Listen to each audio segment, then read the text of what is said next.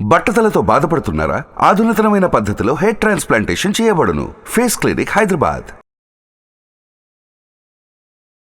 Hi hello నమస్తే, welcome to Suman TV. ప్రస్తుతం మనతో ఉన్నారు బ్యాంకింగ్ రంగ నిపుణులు రామ్మోహన్ నమిలే గారు. సార్తో మాట్లాడదాం.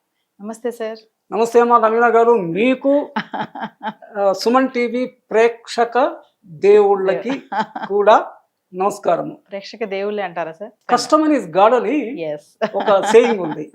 ఆ తర్వాత మహాత్మా గాంధీ గారి డెఫినేషన్, మీరు ఎక్కడ షాపుల్లో పోయినా కూడా అక్కడ ఫ్రేమ్ కట్టి ఉంటుంది. అవును.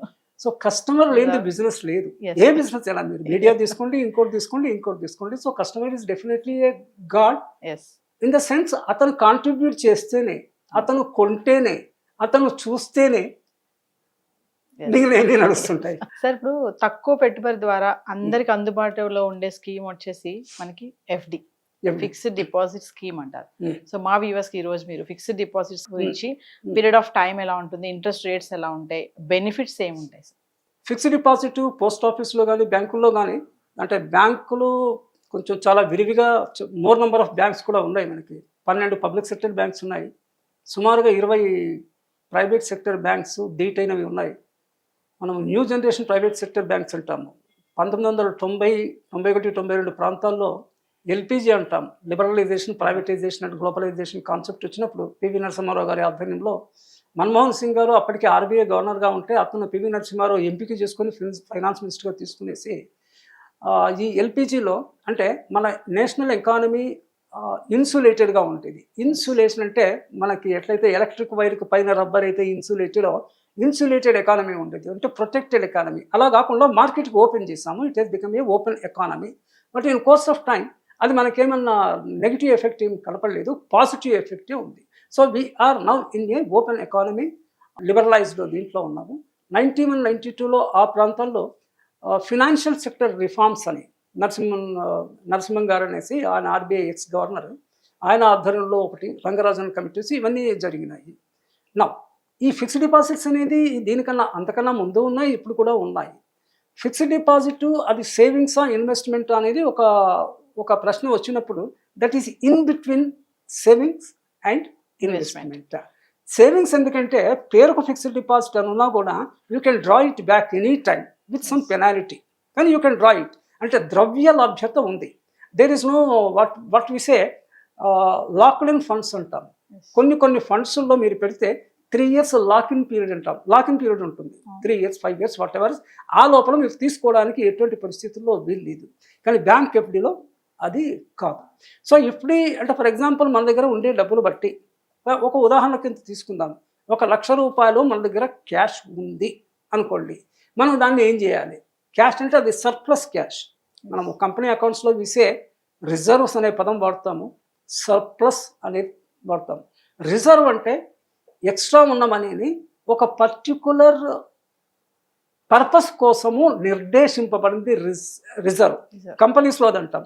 ఫ్యామిలీలో కూడా అదే వర్తిస్తుంది. ఇండివిజువల్గా మా అమ్మాయి కోసం అండి ఈ ఫండ్లో ఇచ్చి నేను ఇది మా పిల్లల ఎడ్యుకేషన్ కంటే ఈ ఫండ్ దానికోసమే, డెడికేటెడ్ ఫండ్ అని కూడా అంటాం మనం. ఎఫ్డీని రివర్స్ చేస్తే డీఎఫ్, డెడికేటెడ్ ఫండ్.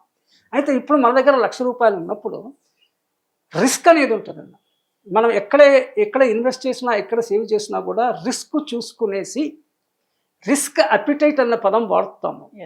అంటే మీకు ఎంత రిస్క్ ఆర్తి, దాహార్తి అంటాం. దప్పికైతే విసి దాహార్తి.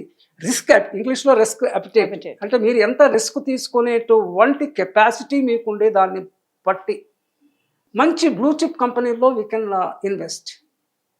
అది ఫస్ట్ ఆప్షన్. కానీ కొంత పరిజ్ఞానం ఉండాలి, ఏమీ లేకుండా చేయకూడదు. ఇంకా పరిజ్ఞానం ఉంటే ట్రేడింగ్ చేయొచ్చు. ట్రేడింగ్ అంటే షేర్ కొంటాము, అమ్ముతాము. మార్జిన్ మనీ ట్రేడింగ్ అన్న పదం కూడా ఉంది. అంటే మీరు మొత్తం డబ్బులు మీ దగ్గర ఉండక్కర్లా, మొత్తం కొనక్కర్లా. మార్జిన్ అంటే ఒక 10-20% కట్టి ఈవినింగ్ మీరు మళ్ళీ మీరు అది అమ్మేస్తే డబ్బులు వస్తే మీరు అవుట్ గో ఉండదు, మీరు కట్టాల్సిన పని ఉండదు. కట్టాల్సిన పరిస్థితి ఉన్నప్పుడు కూడా డే ఎండ్లో కొడితే సరిపోతుంది. దట్ మీ టెక్నికల్ ఇసే మార్జిన్ ట్రేడింగ్. షేర్స్లో ఇన్వెస్ట్మెంట్, ఇది ఇన్వెస్ట్మెంట్ కాకుండా షేర్ రూపంలో కాకుండా డిబెంచర్స్ అంటాము. డిబెంచర్స్ అంటే బ్యాంకులో అయితే వీసే డిపాజిట్స్, కంపెనీలో అయితే వీసే డిబెంచర్స్. ఈ డిబెంచర్స్ కూడా 2 రకాలు, ప్యూర్ డిబెంచర్స్, కన్వర్టబుల్ డిబెంచర్స్ అంటారు. అంటే మనం కొంత అమౌంట్కి డిబెంచర్ తీసుకుంటే ఒక 2 years తర్వాతను ఆ ప్రిస్క్రైబ్డ్ టైం పీరియడ్ తర్వాత a part of the amount will automatically gets converted into shares. అల్టిమేట్గా పాయింట్ ఏంటంటే మన దగ్గర ఏకమొత్తంగా కొంత ద్రవ్యమున ఫ్యామిలీ బ్యాక్గ్రౌండ్ను బట్టి ఉన్నప్పుడు ఎలా వినియోగించాలి అనేది ఒక పాయింట్. అసలే లేకపోతే కొంత ఫండ్ క్రియేట్ చేసి ఒక సైజబుల్ అమౌంట్ అంటాము, 1 లక్ష 2 లక్షలు అయి వచ్చిన తర్వాత దాన్ని ఎలా వినియోగించుకోవాలి. ప్రపంచవ్యాప్తంగా ఇన్వెస్ట్మెంట్ అనేది ఒకటి షేర్స్లో, రెండవది గోల్డ్లో, బంగారం కూడా వాల్యూ మొన్న వాట్సాప్లో చూస్తూ ఉంటే నేను, అంటే నా ఏజ్ ప్రకారంగా ఐఎమ్ 72 నౌ. 1960 నుంచి 60 రూపాయలకు తులం ఉండేది బంగారం. తులం అంటే 10 గ్రాములు. నా ఎరుకలోనే అంతకుముందు ఇంకా తక్కువ ఉండేది. నా it is around 60,000 for 10 gram అంటే 6,000కి 6,000 7,000 ఉంది. మరి అప్పుడు ఒక 40-50 వాళ్ళ వసతిని బట్టి కొంత బంగారం కొనిపెట్టుకుంటే పెరిగేది కదా ఇన్వెస్ట్మెంట్. తర్వాత రియల్ ఎస్టేట్. నా చిన్నప్పుడు 100లకి 1000కి ఎకరం ఉండేది ల్యాండ్, ఇప్పుడు లక్షలు కోట్లు అక్కడక్కడ. అంటే మరి ఎందుకు అంటే అందరికీ చిత్తం పోదు. చిత్తం దేని పోద్దు అంటే మనం దానికి లక్ అంటాము, ప్రాప్తం అంటాము, దేవుడి దయ అంటాము, సో మెనీ థింగ్స్ ఉంటారు. ఇన్ఫోసిస్ నారాయణమూర్తి కొత్తగా 1980sలో వాళ్ళ ఫ్రెండ్స్తో కంపెనీలో పెట్టినప్పుడు ఆయన దగ్గర డ్రైవర్ ఉండేవాడు. డ్రైవర్ ఇన్ఫోసిస్ షేర్స్ కొన్నాడు కొన్ని. ఆ తర్వాత he has become a crorepati. ఈయన మల్టీ కరోడ్పతి, నారాయణమూర్తి వేరు, డ్రైవర్ కూడా కరోడ్పతి. మళ్ళీ ఇక్కడ పెద్ద పెద్ద ఉద్యోగాలు చేసేవాళ్ళు కూడా కరోడ్పతులు కాదు. So that is the thing. Coming back to fixed deposit. Fixed deposit ఇటు సేవింగ్స్ కన్నా ఎక్కువ, ఇన్వెస్ట్మెంట్ కన్నా తక్కువ. అంటే కొంచెం ఎక్కువ ఇంట్రెస్ట్ వస్తుంది, that is always there. But మనకి లిక్విడిటీ కూడా ఉంది. అంటే సేఫ్టీ ఒకటి ఉండాలండి. మనం ఎప్పుడైనా డబ్బులు ఎక్కడైనా మనం సేవ్ చేసినా ఇన్వెస్ట్ చేసినా ఏం చూస్తామంటే లిక్విడిటీ. నేను లాక్ ఇన్ కాకుండా, లాక్ అయిపోకుండా డబ్బులు నేను అనుకున్నప్పుడు నాకు రావాలి.